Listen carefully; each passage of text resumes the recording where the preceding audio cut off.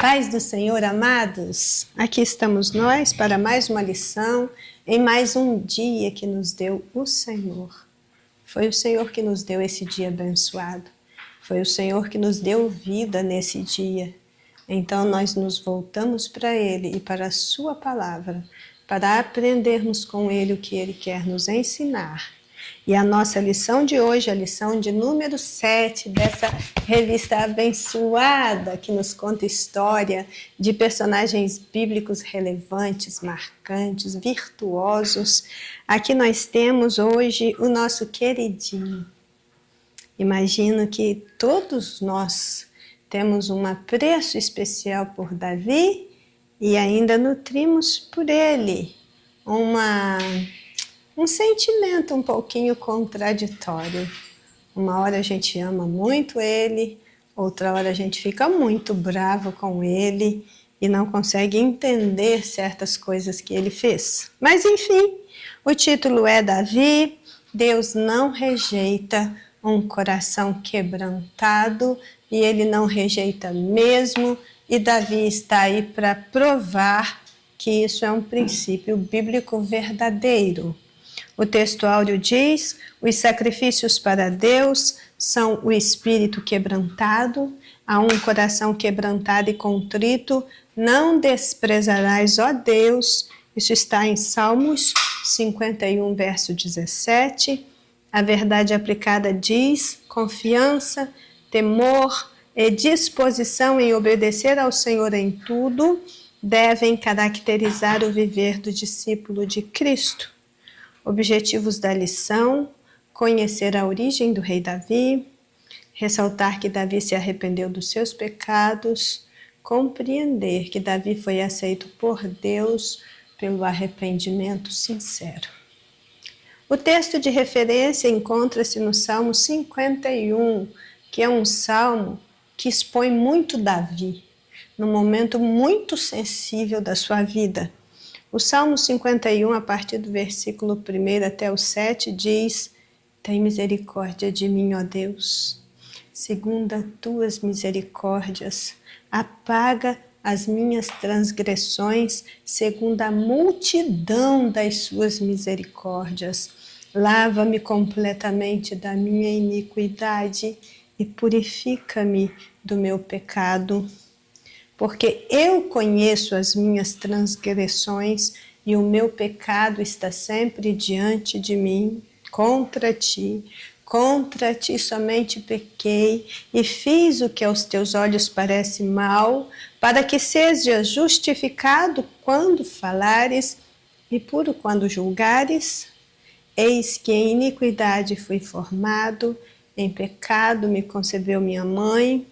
Eis que amas a verdade no íntimo e no oculto me fazes conhecer a sabedoria.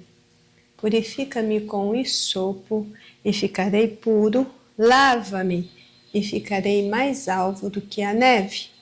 Então aqui nós temos um texto de base, um texto que vai fundamentar o nosso estudo nesse dia a respeito deste grande homem, deste grande personagem bíblico, o rei Davi. Oremos. Senhor nosso Deus, nosso Pai, diante da Tua presença santa nós estamos neste dia de louvor, de adoração, de gratidão, de estudo da Tua Palavra, de busca por discernimento, de iluminação do nosso entendimento. Senhor, nós estamos à disposição do Teu Espírito Santo. Fala, porque os Teus servos estão ouvindo.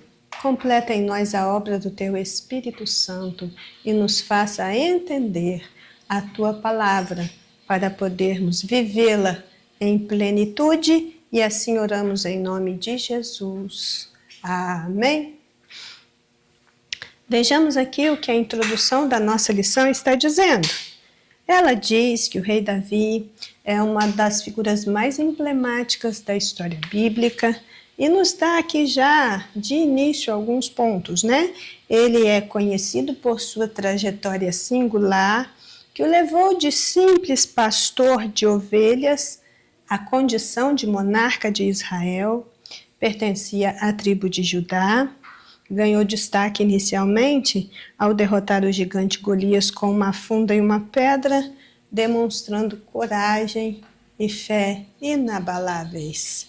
Esse é o nosso Davi, que derrotou um gigante no início da sua carreira, que passou a vida derrotando gigantes e até no fim da sua vida nós o vemos lutando contra gigantes. Então essa história de derrotar gigantes é uma coisa muito importante dentro desse contexto de vida do personagem Davi. Então, ele foi um personagem bíblico notável, um homem magnífico, mas infelizmente também um pecador insensível ao ponto de cometer barbaridades. O que acontece é que as suas virtudes e os seus fracassos não foram encobertos a ninguém. Ele é a figura clássica do homem natural, em sua convivência com o homem espiritual, e de como essas duas naturezas concorrem para assumir o controle. A sensibilidade de Davi fez dele um adorador excelente. Sua força e a sua coragem resultaram em um bravo e destemido guerreiro, e a sua maior virtude foi o quebrantamento, a sua capacidade de reconhecer o erro, de pedir perdão, e é exatamente isso que faz dele um homem segundo o coração de Deus. Bem, a gente vê aí que a singularidade da sua trajetória mostra um homem, segundo Jó 8,7, que teve um começo pequeno, mas cujo fim cresceu em extremo. Aí nós vamos ver que, principalmente nos livros de 1º e 2º Samuel, está a narrativa a seu respeito, mas nós vamos encontrar dele também em outras porções das Escrituras, porções até generosas, principalmente no livro dos Salmos. Bem, e aí é sobre Davi, um homem que Deus não rejeitou, apesar dele, é que vamos nos debruçar nessa lição. E o primeiro ponto da nossa lição, o primeiro tópico, tem por título As Origens de Davi. Se você já percebeu, todas as nossas lições, elas estão começando com esse primeiro tópico, falando um pouco sobre as origens do personagem. E aí nós vamos ver aqui que o comentarista escreveu algumas questões a respeito das origens de Davi, que já vamos aqui marcar. Davi nasceu em Belém, na Judéia. Provavelmente ele nasceu em torno de 1040 a.C. Ele era o mais novo dos 8 filhos de Jessé. Ele foi oriundo da tribo de Judá e chegou a fazer parte, como era plano divino para a sua vida, da genealogia de Jesus Cristo, como está registrado em Mateus, capítulo 1, versículo 1. Sua vida foi marcada por uma combinação de triunfos, como a solidificação do reino de Israel. Esse feito ninguém conseguiu superá-lo, mas também por desafios pessoais terríveis, como o seu episódio com Batseba. Então aqui, nessa questão inicial, falando das origens do rei Davi, nós vemos que as particularidades envolvendo o chamado e a unção de Davi como rei de Israel são bem interessantes. Se você olhar para a história, quando ela começa a ser relatada, você vai ver que foi naquele momento da vida de Davi, onde ele somente seguia com a sua existência, sem ter consciência de que Deus tinha planos para ele e que, neste momento, sem saber o que estava acontecendo, ele foi separado, ele foi vocacionado para ser rei. Sua vida era marcada pela simplicidade, pela disciplina, pela responsabilidade, e ele corria riscos constantes, conforme nós podemos ler a partir do capítulo 16 do primeiro livro de Samuel. Ele foi uma pessoa altamente sensível e inspirada por Deus, com uma visão de mundo bem abrangente. Nos Salmos isso fica muito claro, mas o que nos interessa pensar nesse momento é que o Senhor o buscou para si. O Senhor o tirou de trás das ovelhas, o Senhor o colocou no lugar onde havia preparado para ele. No tempo de Deus, ele assumiu o trono e ele foi mantido junto ao coração de Deus. Certamente, seu pecado com Batseba manchou sua reputação, o afastou do Senhor, condenou a sua alma a uma angústia extrema, mas ao ser acusado, recobrou a consciência e foi refazer a sua vida com Deus. Não permaneceu do jeito que estava. Ele pagou pelos seus pecados. Deus o aceitou, o amou, lhe fez promessas baseadas em uma aliança eterna que tinha com ele. E tudo que foi dito por Deus a respeito de Davi já se cumpriu ou está aguardando um cumprimento, que também é certo. Então, comecemos com Davi no 1.1, pastor de ovelhas e músico. Esse é o ponto de partida sempre, porque isso é o que ele era, né? Aqui no 1.1 diz que ainda jovem, Davi pastoreava os rebanhos do seu pai. Ponto. Ele era um pastor de ovelhas. E diz também que o jovem Davi também era um excelente músico. Inclusive, a sua música serviu até para espantar espíritos malignos que estavam atormentando Saul.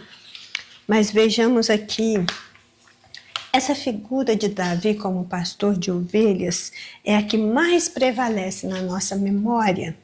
Este estágio marcou a vida dele para sempre, porque através da sua prática cotidiana no ministério do cuidado com as ovelhas do seu pai, Davi foi sendo forjado como pastor, como apacentador, como administrador, como guardião do seu rebanho.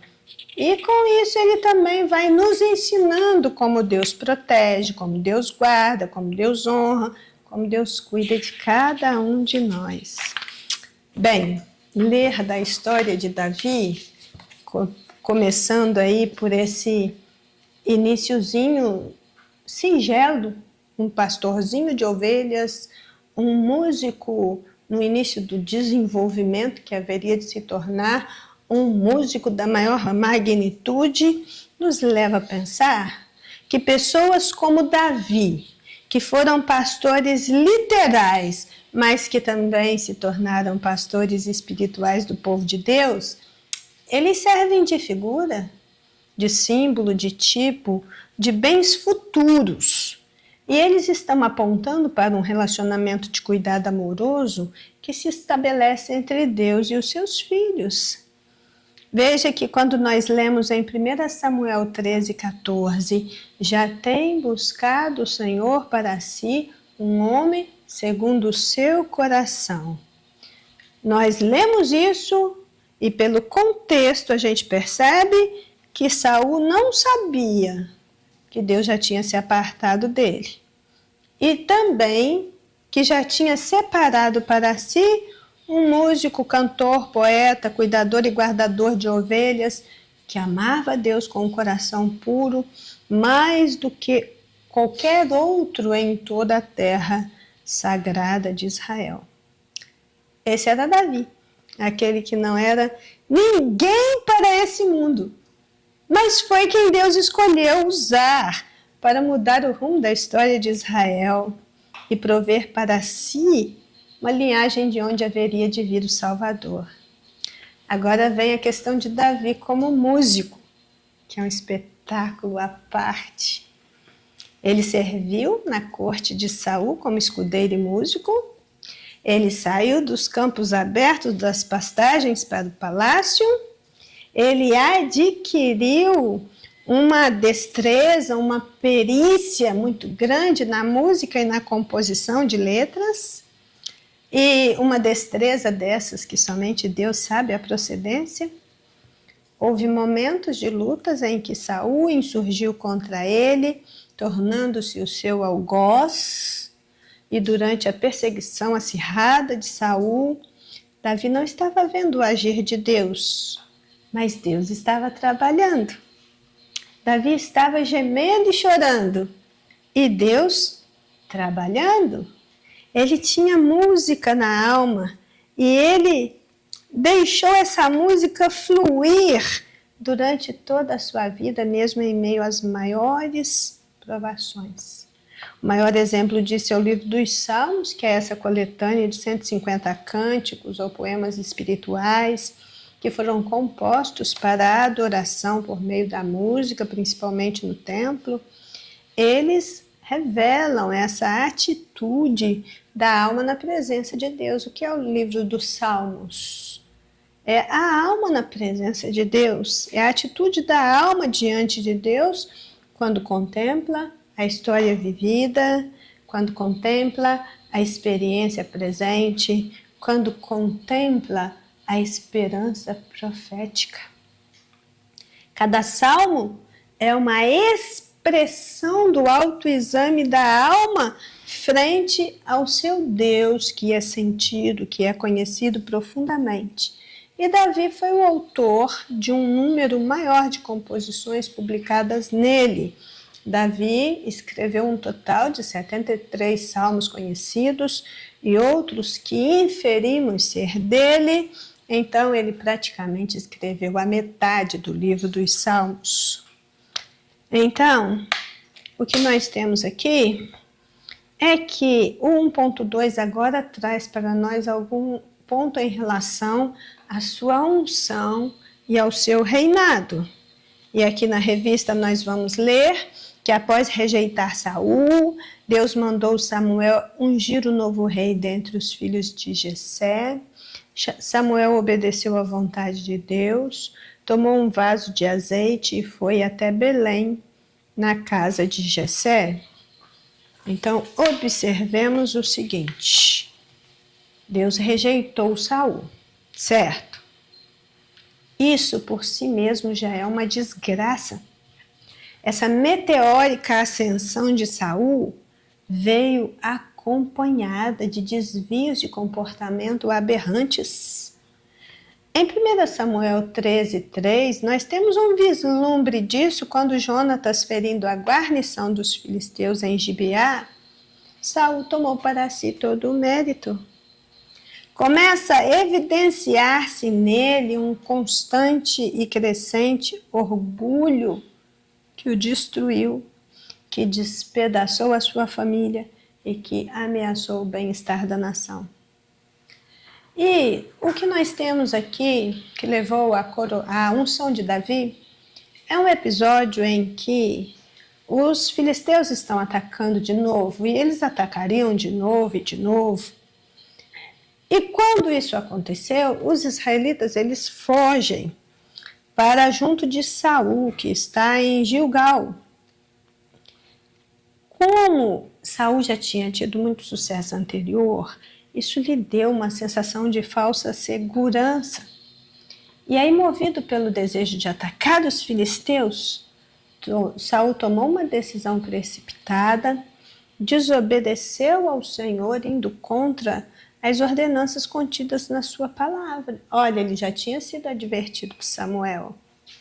Mas os dias se passaram, Samuel não chegava para sacrificar, e imagino que ele olha para si mesmo e pensa: e quem é que precisa de um sacerdote sendo rei? Se você ler 1 Samuel 10:8, você vai ver que está escrito assim: Tu, porém, isso é Samuel falando com Saul, tu, porém, descerás antes de mim a Gilgal, e eis que eu descerei a ti para sacrificar holocaustos, para oferecer ofertas pacíficas. Ali 7 dias esperarás, até que eu venha a ti e te declare o que has de fazer. Ok? Tá claro, né? Não deixa dúvida. Você desce na minha frente e me espera 7 dias. Quando eu chegar, eu vou oferecer sacrifícios. Aí você chega aí em 1 Samuel 13, a partir do versículo 8, está escrito assim: Saul esperou 7 dias, até o tempo que Samuel determinara.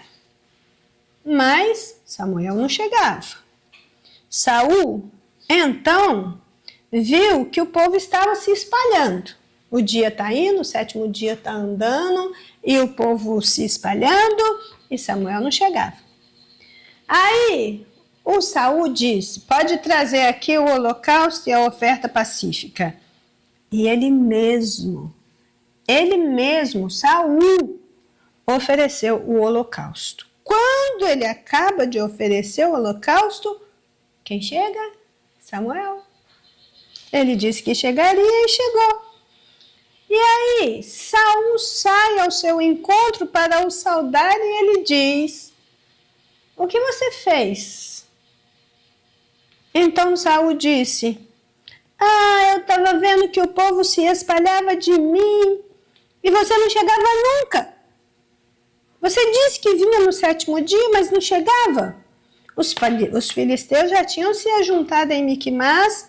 Aí eu disse, agora descerão os filisteus sobre mim aqui em Gilgal, eles vão me atacar aqui. E eu ainda não fui até perante o Senhor, a face do Senhor, e eu ainda não orei. Aí eu me forcei a oferecer o holocausto. Dá para acreditar num negócio desse? Saul foi reprovado por Deus pela sua impaciência, pela sua altivez de espírito. Ele foi reprovado por Deus pela sua arrogância, pelo seu orgulho. Ele achou que era o que não era e que podia o que não podia. Ele não fez caso da palavra do Senhor e ele transgrediu o mandato divino e ainda achava que estava certo. Ele diz aqui, eles estão vindo, eu ainda não orei, ainda não fiz o que deveria, não ofereci holocaustos. Então eu fiz esse esforço, eu me empenhei por fazer esse holocausto. E daí para frente, irmãos, os seus desmandos foram cada vez mais frequentes e absurdos. Se você ler lá em 1 Samuel 15, 22, Samuel vai dizer para Saul assim, tem porventura o Senhor tanto prazer em holocaustos e sacrifício, como em que se obedeça à palavra do Senhor? Eis que obedecer é melhor do que sacrificar, e atender é melhor do que a gordura dos carneiros. Esse vai ser o primeiro de uma série de versículos bíblicos que chamam a atenção para a obediência que deve estar acima do sacrifício. Mas aí, a partir do capítulo 16, vai se desenrolar uma trama que envolve então Saul, o rei coroado que perdeu a unção, com Davi, o rei ungido, mas que não estava coroado. Samuel foi comissionado por Deus a ungir o novo rei de Israel. E ele é enviado até Jessé o belemita, que era neto de Rute e de Boaz. Se você lembrar, Boaz também é filho de Raabe com Salmão. Então, nós temos aí esses personagens muito conhecidos, de grande envolvimento com a adoração ao Deus de Israel, que são os antepassados de Davi. E aí, Deus manda Samuel ir até Jessé o belemita para escolher dentre os seus filhos aquele que o Senhor escolhera para si. A escolha, em princípio, pareceu simples, porque os 3 filhos mais velhos de Jessé eram guerreiros, eram de boa aparência, Mas quando eles começaram a passar diante de Samuel, o Senhor os recusou e ainda disse o motivo. O Senhor não vê como o homem, porque o homem vê o que está diante dos olhos. Nós só conseguimos enxergar aquilo que está diante dos nossos olhos, porém o Senhor olha para o coração. E aí, ao terminar o exame dos filhos presentes, foi necessário chamar o menor que estava no campo, trabalhando, guardando as ovelhas do pai, ruivo, formoso de semblante, com boa presença. E esse varão aprovado foi ungido no meio dos seus irmãos, e desse dia em diante o Espírito Santo se apoderou dele mais intensamente. Uma coisa para nós meditarmos nesse finalzinho desse item 1.2. Davi não buscou ser ungido, nem de forma forçosa, nem por manipulação, nem por meios políticos, e ele nem poderia, porque ele só era um simples pastor de ovelhas sem conhecimento nenhum na corte. Ele estava no campo, ele estava longe de pessoas de influente, ele estava convivendo com animais, mas o que nós vemos na história de Davi é que ele estava muito perto de Deus. Então, mesmo sem ser conhecido por ninguém de influência, ele foi escolhido pelo Senhor. 1 Samuel 16:12. Levanta e o unge, porque é ele, é este mesmo. Aqui nós vamos ver que o fato de Samuel o ter ungido não alterou a vida dele, não mudou sua rotina, não o colocou em posição privilegiada, nem mesmo diante dos seus irmãos, também não o fez procurar entre as pessoas um tratamento diferenciado, porque havia recebido a unção. Não saiu batendo no peito e dizendo: eu sou o ungido do Senhor. No tempo certo, Deus o colocaria no palácio, desenvolveria nele a visão real que ele deveria ter. Se nós lermos o Salmo 78, os versículos 70 a 72, ele nos diz: também elegeu a Davi seu servo, o tirou do aprisco das ovelhas, o tirou do cuidado das que se achavam prenhes, para apacentar a Jacó seu povo, a Israel sua herança. Assim os apacentou, segundo a integridade do seu coração, e o guiou pela perícia das suas mãos. Só Deus sabia que Davi era capaz disso. Então, 1.3, ainda falando sobre a origem de Davi, mas vai nos contar sobre a derrota do gigante Golias. E diz aqui a nossa revista que Davi enfrentou o gigante filisteu que desafiava o exército de Israel. Enquanto os soldados temiam um guerreiro de quase 3 metros de altura, Davi, confiando em Deus, rejeitou as armaduras de Saul, rejeitou as armas convencionais, pegou sua funda, 5 pedras lisas e partiu para enfrentar Golias. Veja que este ato de coragem e fé não apenas garantiu a vitória de Israel, mas também marcou o início da ascensão de Davi como figura central na história do povo de Deus. Observe que o porte de Davi, a sua conduta, os seus feitos, a descrição, a prudência eram notórios nele e são confirmados desde a sua história inicial. Realmente a morte de Golias marcou o início da sua ascensão como figura central na história do povo de Deus, mas também definiu um novo rumo na sua vida, porque desde o momento em que ele matou Golias, ele se tornaria a partir daí também um fugitivo e passaria a ser perseguido como um animal. A derrota ali dos filisteus, a morte de Golias, não caiu bem para Saul, principalmente quando as pessoas, as mulheres saíram pelas ruas cantando, dançando e dizendo Saul matou milhares, mas Davi matou 10 milhares. Então, estas coisas têm o poder de gerar amargura, ira, inveja e desejos de vingança. A partir daí, os seus feitos heróicos haveriam de provocar cada vez mais efeitos contrários aos que eram esperados, e os inimigos não tardariam a aparecer, sendo Saul o principal deles. Suas vitórias a partir deste momento viriam acompanhadas de um gosto muito amargo, porque até a morte de Saul, Davi teve que viver fugido, se escondendo nos desertos e nas cavernas da terra. Houve um gigante real, que era uma ameaça real e que não poderia ser vencido com a força do braço, senão por intervenção divina. E ele mesmo o venceu no nome do Senhor dos Exércitos. O que viria depois, ficou para depois. Naquela hora importava fazer o que o Senhor estava direcionando para fazer.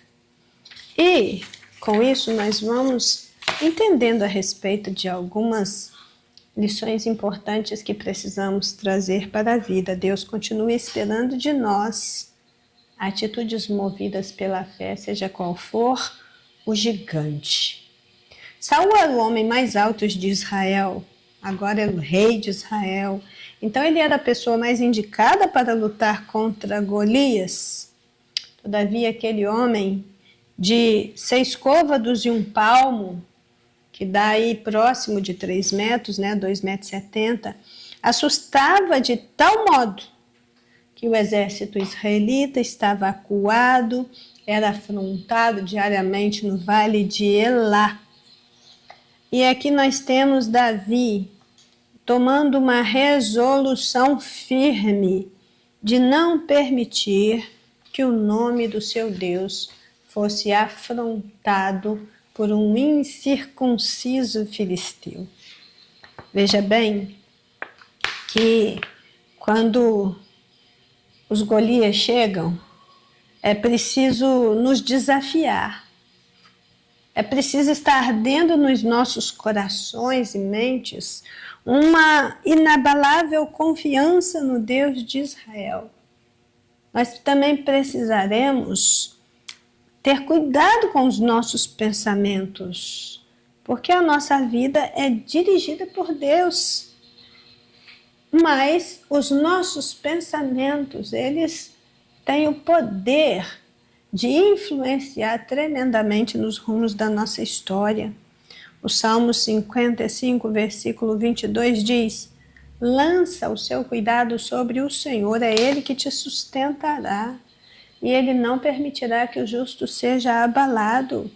Miqueias capítulo 7, versículo 7 diz: eu, porém, olharei para o Senhor e esperarei no Deus da minha salvação, o meu Deus me ouvirá.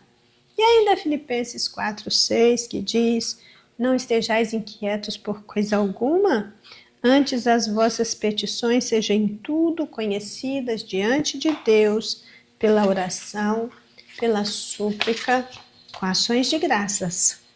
Os gigantes se colocarão na nossa frente ao longo da nossa história de vida, mas em nome do Senhor dos Exércitos, nós destruiremos um a um. Em nome do Senhor dos Exércitos, eles serão abatidos. Então, depois desse início glorioso, de toda essa questão aí envolvendo Davi, sua chamada, a sua unção, seus feitos heróicos, nós temos um outro vislumbre de Davi.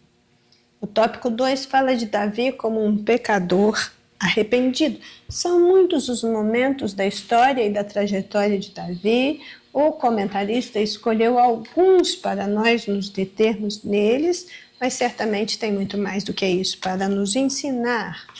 Aqui diz: o pecado nos afasta de Deus e o perdão só é possível após arrependimento e confissão. E Davi entendeu isso de uma forma amarga de uma forma terrível. A vitória de Davi foi sobre os seus muitos inimigos, lhe proporcionou um vasto reino. E isso está de acordo com as promessas do pacto abraâmico, lá em Gênesis 15, 18. 20 anos se passaram na trajetória de Davi como rei, e agora em diante há uma descrição impressionante de eventos inacreditáveis envolvendo a vida daquele que era um rei segundo o coração de Deus. 20 anos se passaram, e agora a Bíblia começa a enumerar as virtudes, mas sem omitir as fraquezas. A Bíblia não esconde, a Bíblia não mascara, a Bíblia não mente para atender a interesses escusos. E com isso ela nos dá a oportunidade de julgarmos por nós mesmos a diferença que faz do comportamento justo para o iníquo, entre o bem e o mal, de pensarmos nas escolhas mal feitas e nas consequências delas e de optarmos pelo bem e seguirmos adiante com uma existência que vale a pena. E aí nós juntamos aqui o 2.1 e o 2.2, porque esses dois pontos eles estão unidos, indissociável. Os pecados de Davi e o arrependimento de Davi. Na revista aqui no 2.1 diz que Davi, já rei de Israel, viu Batseba, esposa de Urias, um dos seus soldados, tomando banho e movido pelo desejo, cometeu adultério. No 2.2 diz que os atos de adultério e assassinato desagradaram profundamente ao Deus. Porém, ao ser confrontado pelo profeta Natã, Davi se arrependeu, reconheceu que precisava ser purificado, lavado do seu pecado, para ter um coração puro e um espírito reto. A partir deste momento que essa tragédia familiar toda aconteceu, muitas desgraças sobrevieram à família de Davi, mas nunca mais o acharemos cometendo o mesmo erro. Quando a gente chega nesse ponto, esse é um momento da história que a gente costuma bater muito em Davi, né? Mas precisamos fazer isso com moderação, sabe? Olhando para nós mesmos, reconhecendo nossos limites e vulnerabilidades, saber que ninguém está blindado e ninguém pode dizer, desta água eu não beberei. Mas a crítica é necessária apenas para nos apossar dos fatos com maior abrangência, porque no final, se o próprio Deus o perdoou, se o próprio Deus o acolheu, se o próprio Deus o amou, mesmo depois do que ele fez, não nos cabe assumir o papel de juiz e ficar parado nas suas falhas, acusando-o. É com muita tristeza que a gente se depara com esse quadro medonho de um humano dando um passo atrás do outro no caminho do erro, sem que houvesse quem interrompesse, quem avisasse, quem se colocasse na brecha para impedir o fluxo dos acontecimentos pecaminosos que resultaria em dor, muito sofrimento, lágrimas e morte de inocentes. Afinal, ele era o rei de Israel. E as atitudes de um rei nem sempre podem ser questionadas, né? O problema é que quando a concupiscência da carne assume o controle, as consequências são imprevisíveis e podem ser terríveis. Nós vemos nesta história de Davi com Batseba alguns pontos muito peculiares e também muito instrutivo. O pecado de Davi demonstra até que ponto, até onde pode cair uma pessoa que se desvia de Deus e da orientação do Espírito Santo. Deus não deixou passar, não desculpou os pecados de Davi sob o pretexto de ser ele um mero ser humano, que seus pecados eram simples fraquezas ou falhas humanas, ou que ele, como rei, teria um direito natural de recorrer à injustiça e à crueldade. Não. A maneira correta de lidarmos com o nosso pecado ainda hoje é nos arrependermos dele e com toda a sinceridade buscarmos o perdão, a graça e a misericórdia de Deus.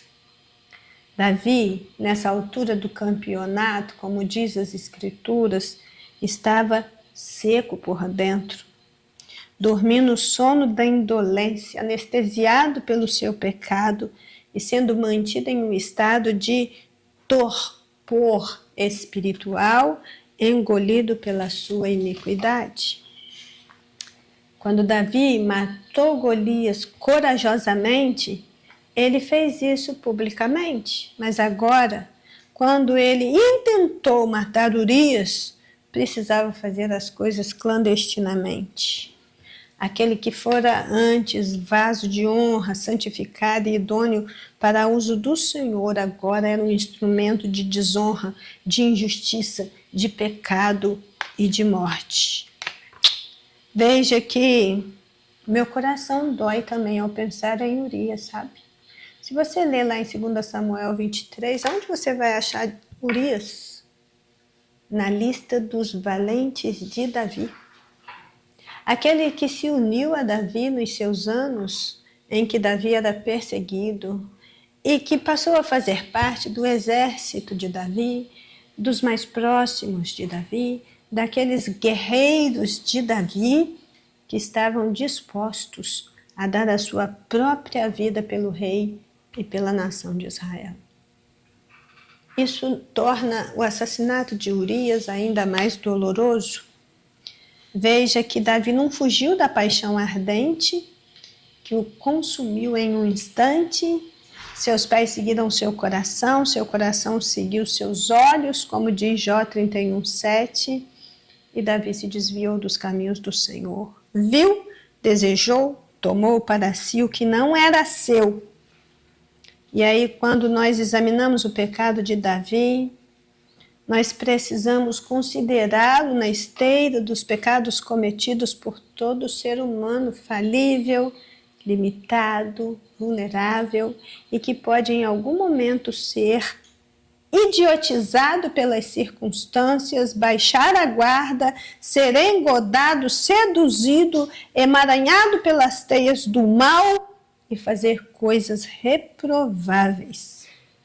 Os pecados de Davi foram registrados para que todos pudessem ler, o tomar como exemplo, e de muitos, até mesmo o nosso. Às vezes passam de liso, né?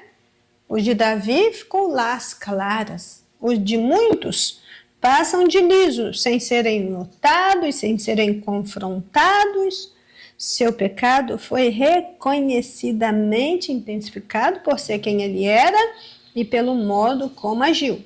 Se tornou público, veio à tona, enquanto a maioria das coisas erradas que fazemos permanece oculta.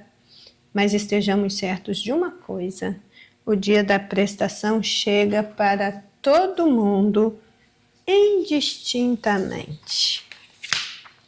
Essa é a questão do 2:1 e do 2:2, que fala do pecado, que fala do arrependimento de Davi. Ainda sobre o seu arrependimento, nós podemos dizer que Davi ele não era um homem pervertido. E até onde nós podemos ir no seu histórico, ele teve uma vida decente, uma vida justa, uma vida fiel, tendo se tornado até mesmo um símbolo de adoração a Deus.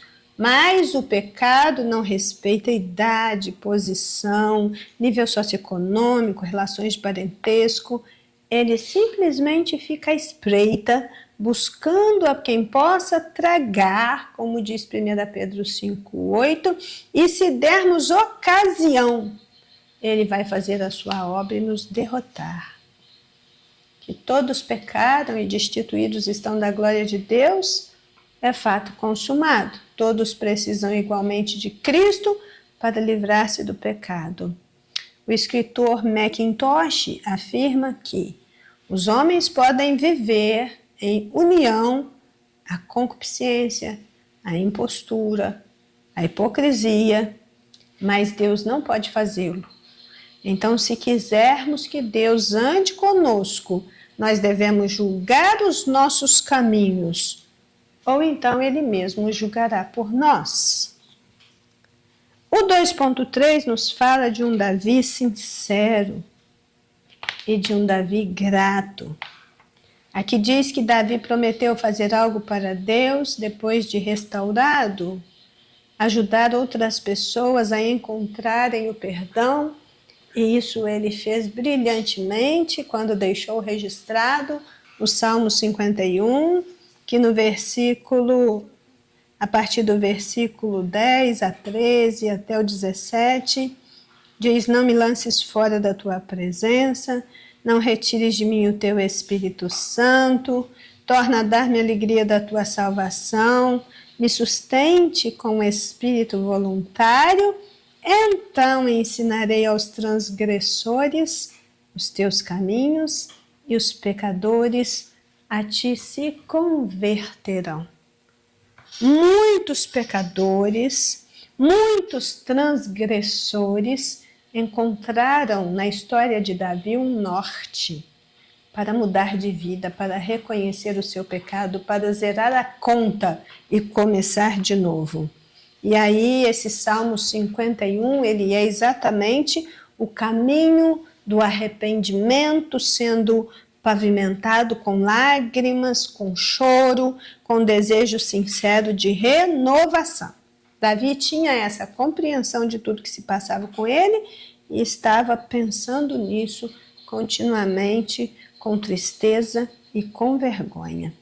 A sua contrição diante do seu pecado não foi meramente passageira, mas foi com um profundo pesar que ele relata todas estas coisas. Nós temos aí também o Salmo 32, que é chamado de um masquil de Davi. Masquil é esse poema contemplativo de grande sabedoria prática que demonstra a inquietude e o estado da alma.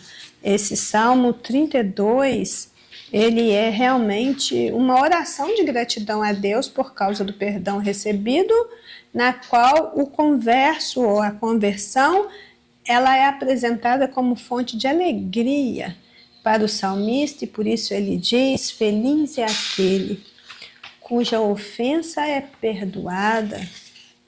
Feliz é aquele a quem Deus não acusa de nenhum pecado. E aí nós vamos vendo que a conduta pecaminosa, ela precisa continuar gerando incômodo, ela precisa continuar pesando na alma, e esse precisa ser um peso difícil de carregar. Essa sensação de dívida, ela também traz consigo uma sensação de sujidade, de estar sujo. E o único modo de se libertar da culpa e da mancha é reconhecendo, arrependendo, confessando e deixando. Não há atalho e nem nenhum modo eficaz de esconder o erro. E é sobre isso que a gente precisa de pensar, que com um coração sincero e arrependido sempre se terá o perdão gracioso da parte de Deus, a remoção da culpa, a purificação da mancha e a dádiva da sua presença constante. E isso é maravilhoso. E então a nossa lição termina no tópico 3, explicando um pouco do que é ser um homem segundo o coração de Deus. Essa frase aí tão presente nas narrativas bíblicas a respeito de Davi. O Salmo 89, os versículos 20 e 21 diz: achei a Davi meu servo, com meu santo óleo ungi, com ele a minha mão ficará firme e o meu braço o fortalecerá. Que coisa linda isso! Nós acabamos aí de passar em revista os pecados de Davi, o seu arrependimento, a sua gratidão pela restauração recebida, e podemos afirmar que, com base em tudo isso que nós vimos até aqui, verdadeiramente, um homem segundo o coração de Deus, na sua condição de homem natural, pode cometer deslizes e comprometer muitas dimensões da sua vida. Porém, se nós lermos lá em 2 Coríntios, capítulo 4, dos versículos 6 a 10, diz que nós temos esse tesouro excelente em vasos de barro, para que a excelência do poder seja de Deus e não nossa. Em tudo nós seremos atribulados, mas não angustiados, perplexos, mas não desanimados, perseguidos, mas não desamparados, abatidos, mas não destruídos, porque vamos trazer por todos os lados a morte do Senhor Jesus Cristo no nosso próprio corpo, para que, tendo morrido com Ele, a vida de Jesus também possa se manifestar no nosso corpo. Davi era um homem segundo o coração de Deus, e isso é um fato indiscutível. E quando se é alguém segundo o coração de Deus, ainda que todas as ondas e vagas passem por cima e que se atravesse vales até mesmo de morte, o Senhor vai na frente, é amigo fiel, é companheiro em todas as horas, não deixará, não desamparará. Bem, aqui diz em Atos 13, 22, que quando este foi retirado, Deus levantou como rei a Davi, o qual também deu testemunho e disse: achei a Davi, filho de Jessé, varão segundo o meu coração, que executará toda a minha vontade. Irmãos, aquele que é segundo o coração de Deus, mesmo não sendo perfeito, tem com Deus uma aliança, por ele é sustentado e guardado. Ainda que caia, o Senhor o levanta e completa nele a sua obra. Veja que o 3:1 nos diz que Deus conhecia Davi. Deus conhecia a essência de Davi, que ao se arrepender com sinceridade, alcançou o perdão de Deus, que o conhecia muito bem. Deus conhecia a essência de Davi. Somente Deus conhecia a essência de Davi e somente Deus conhece a nossa essência. O Salmo 103:14 diz: Ele conhece a nossa estrutura, sabe muito bem que nós somos pó. Então, tudo que nós vemos relatados na história de Davi é encontrado em maior ou menor grau na nossa sociedade, também na nossa realidade, na realidade de muitos lares e até de lares cristãos. Então é muito proveitoso pensarmos nisso para não ficarmos apedrejando Davi como se ele fosse uma fraude, porque na realidade ele não era. Pelo menos não é isso que a Bíblia quer que nós sintamos em relação a ele. Como um grande homem de Deus que foi, ele merece sim o nosso respeito, a nossa consideração. E a magnífica história de vida de Davi nos permite ter uma ideia, ainda que pálida, da grandeza e da graça de Deus, que alcança, que transforma, que restaura, que vivifica e transporta para uma posição de honra a mais desgraçada das criaturas. Todos que pecaram gravemente e que estão acusados pela consciência e com sentimentos de culpa podem sim obter perdão, purificação do pecado e restauração diante de Deus. É isso que a Bíblia está dizendo. A súplica de Davi por perdão e restauração baseia-se na graça, na misericórdia, na benignidade, na compaixão de Deus. Um coração verdadeiramente quebrantado e arrependido, e, em sentido pleno, também baseia-se na morte vicária de Cristo pelos nossos pecados. Bem, Quando Davi foi ungido rei de Israel ainda jovem e por vontade de Deus, ele desenvolveu uma trajetória sobrenatural de vitória sobre vitória. Deus era com ele. Deus sempre foi com ele.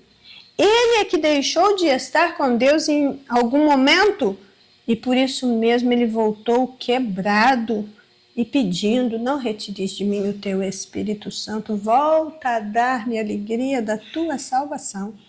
Isso, irmãos, porque o afastamento da presença de Deus traz um desconforto, uma insegurança e uma aflição de espírito indizível. Quem já experimentou a presença divina sabe muito bem quando não a tem.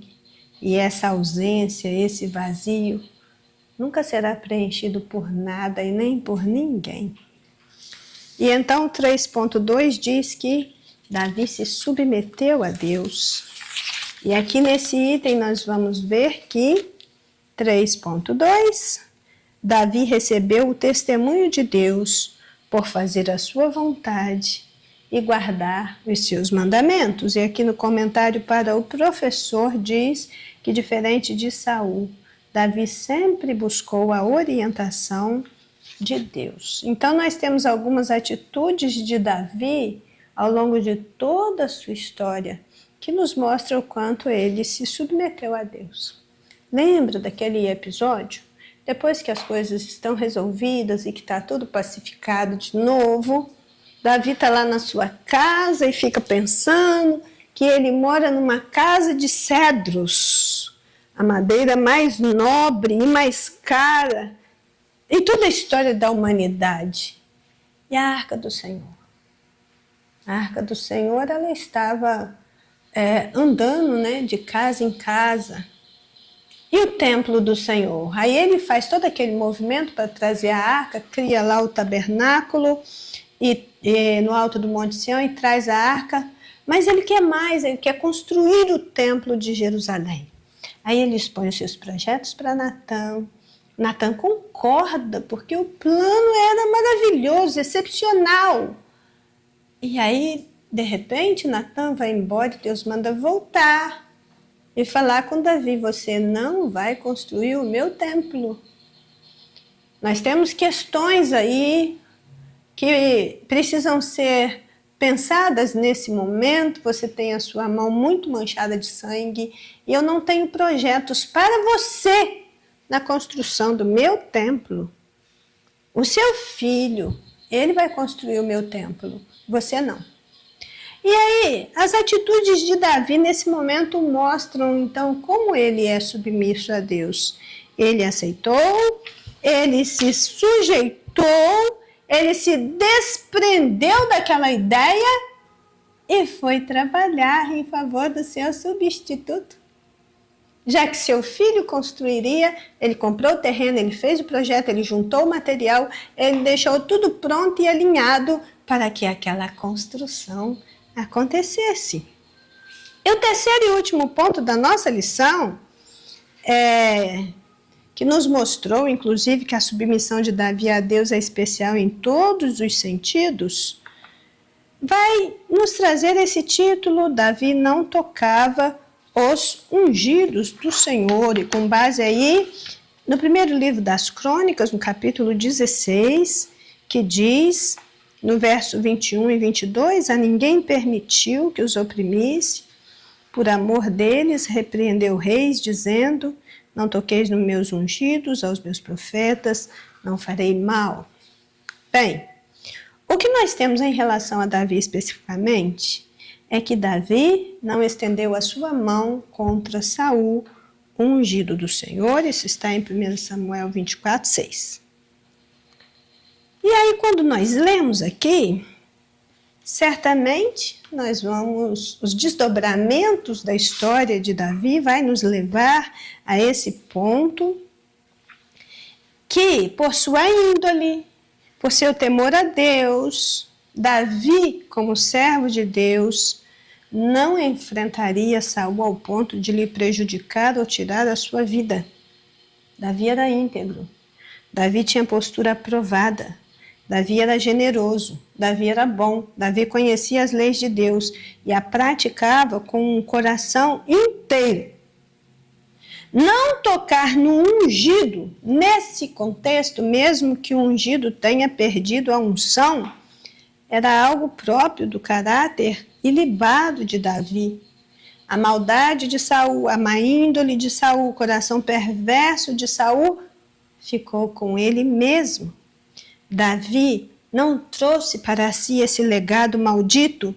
Não tocar no ungido do Senhor nesse contexto é não se sujar, é não descer ao nível do outro, é não se permitir colocar no lugar de Deus e de fazer justiça com as próprias mãos. Davi disse: o Senhor me guarde que eu faça tal coisa. Na verdade, ele está dizendo: isso é problema de Saul com Deus. Isso é entre Saul e Deus. Eu não vou me queimar por causa dele. Você consegue ver as coisas por esse viés? Mas nós temos aqui um profundo senso de respeito, de honra e de consideração que moveram Saul nessa questão. Porque isso é o que ele era. Ele era respeitoso, ele era honroso, ele sabia considerar os outros, tratar os outros segundo um padrão de excelência. Ele tinha temor a Deus. E as pessoas só dão o que têm. Davi deixava para Deus fazer o que era para Deus fazer. Quem se mantém íntegro a cada etapa vencida vai agregar conhecimento, sabedoria, discernimento, vai alargar a visão de mundo, vai fortalecer a sua estrutura para melhor e vai conseguir enfrentar os reveses que nos advêm, que sobrevêm, com a mesma força, com a mesma graça. Davi esperava em Deus a oportunidade para reinar. Davi esperava em Deus para ocupar o trono que já lhe pertencia por direito desde que ele foi ungido. Mas Davi não apressou as coisas, não quis fazer do seu próprio modo. A sua submissão a respeito a Saul, que era um homem sanguinário e louco, nos revela algo muito importante na trajetória de vida de todo servo de Deus. Antes de tudo, Davi está em obediência a Deus. Deus é que vai dizer o que fazer e a hora. Deus é que vai tirar o outro do trono para ele reinar. Deus é que vai abrir as portas do palácio no momento certo para ele entrar. Deus é que vai tratar com Saul e não ele. Quando eu leio aqui as últimas palavras de Davi no encerramento do livro de 2 Samuel, se você abrir 2 Samuel do 23, no versículo 1 até o 7, você vai ver lá ele dizendo que os filhos de Belial, eles serão como espinhos que se lançam fora, porque não podem ser tocados com a mão. Qualquer um que os tocar será totalmente queimado. Então veja, o que eu olho para essa história e vejo? Os filhos de Belial não podem ser tocados e quem os tocar serão consumidos juntamente com eles. Você vê, eu entendo, né? Que o problema de Saul era com Deus. O problema de Davi era com Deus. O problema de Saul não era com Davi, nunca foi. Era espiritual. E de muitas formas, Davi, na sua obediência ao Senhor, nos alerta a não tocar nos ungidos de Deus, sejam eles ungidos que mantêm a unção ou ungidos que perderam a unção. Realmente nós precisamos desse reforço espiritual no nosso ser interior para que nossos pensamentos, para que nossos sentimentos, para que as nossas ações, elas não sejam más, porque isso só mostra o mal que está por dentro. Fazer mal a Saul faria de Davi um Saul 2. E isso ele não era. Como última meditação, eu deixo aqui para vocês essa ilustração. Saul era como uma fruta podre. já ia cair. Ele ia cair. Porque ele foi apodrecendo. Nós não podemos amadurecer para apodrecer. Nós precisamos amadurecer para gerar frutos bons. Mas Saul amadureceu para apodrecer. Ele já era uma fruta podre que ele já ia cair. Se Davi tocasse nele, Davi seria responsabilizado pela sua queda. E isso, irmãos, é o que acontece. Não toque. Não toque aqui significa não faça nada que possa te comprometer. Não pense mal, não faça mal, não haja mal. Fica na sua. Fica quieto. Fica orando. Fica esperando o tempo de Deus. Se o ungido é de Deus, quem tem que tratar com o ungido de Deus é Deus. Não é eu e não é você. E com isso nós concluímos essa lição gloriosa, onde Davi nos ensina a assumir e confessar nossos pecados com sinceridade, abrir coração para receber perdão, ter paz interior, não perder a alegria da salvação e prosseguir para essa vida cantando louvores, adorando, exaltando e cumprindo então o nosso papel de fiel servos e servas do Senhor Jesus. Gostou dessa lição? Eu gostei bastante. Cada vez que nós estudamos um personagem bíblico, nós aprendemos muito. Com Davi, eu aprendi que todo gigante ele pode ser derrotado, independente de qual seja. Com Davi, eu aprendi que eu não posso querer o lugar de Deus, querer fazer justiça com as próprias mãos. Eu não posso tocar naquele que é de Deus, porque esse é problema dele com Deus, não é meu. Quanta lição gloriosa nós aprendemos! E que o Espírito Santo fale melhor ao teu coração nesta noite e te faça também prosperar no conhecimento e no entendimento da verdade de Deus. Oremos.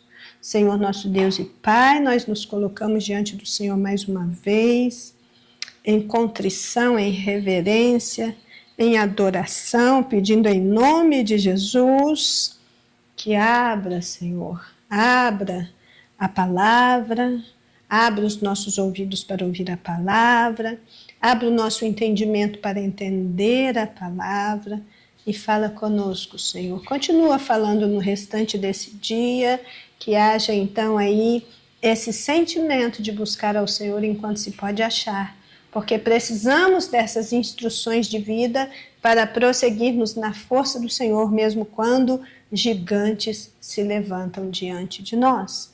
E assim nós oramos agradecidos em nome de Jesus. Amém?